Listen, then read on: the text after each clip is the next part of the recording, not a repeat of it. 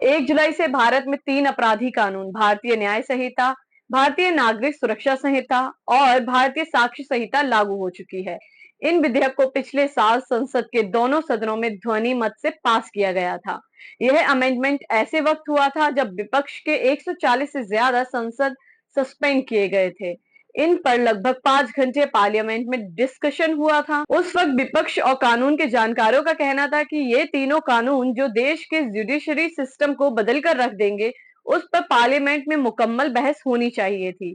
हालांकि ये पार्लियामेंट से पास हो गए हैं और 1 जुलाई से लागू भी हो गए हैं। इनके लागू होने के बाद क्या क्या बदलाव आएंगे, आइए जानते हैं। अब होंगी 358 धाराएं। अगर बदलाव की बात की जाए तो सबसे बड़ा बदलाव होगा धाराओं की संख्या में। आईपीसी में 511 सेक्शंस थे, लेकिन अब भारतीय न्याय संहिता में 358 सेक्शंस मौजूद हैं। दरअसल जो सेक्शंस ओवरलैप कर रहे थे, उन्हें मर्ज कर दिया गया है, जिस वजह से सेक्शंस कम हो गए हैं। एफआईआर जांच और सुनवाई के लिए तय होगा समय। एफआईआर जांच और सुनवाई के लिए अनिवार्य समय सीमा तय की गई है। अब सुनवाई के 45 दिनों के अंदर फैसला देना होगा। शिकायत के 3 दिन के अंदर एफआईआर दर्ज करनी होगी। बड़ा रिमांड पीरियड।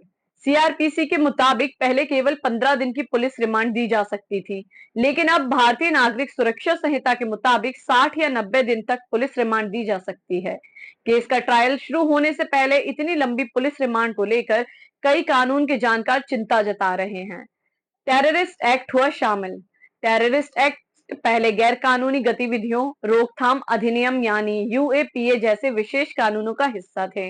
इसे अब भारतीय न्याय संहिता में शामिल किया गया है।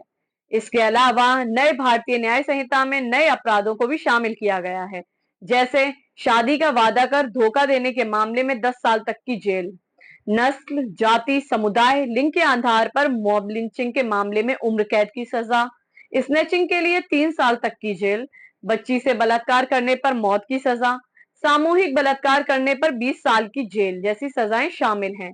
वहीं अब महिलाओं, नाबालिग और बुजुर्गों को पुलिस स्टेशन जाने से छूट मिल गई है।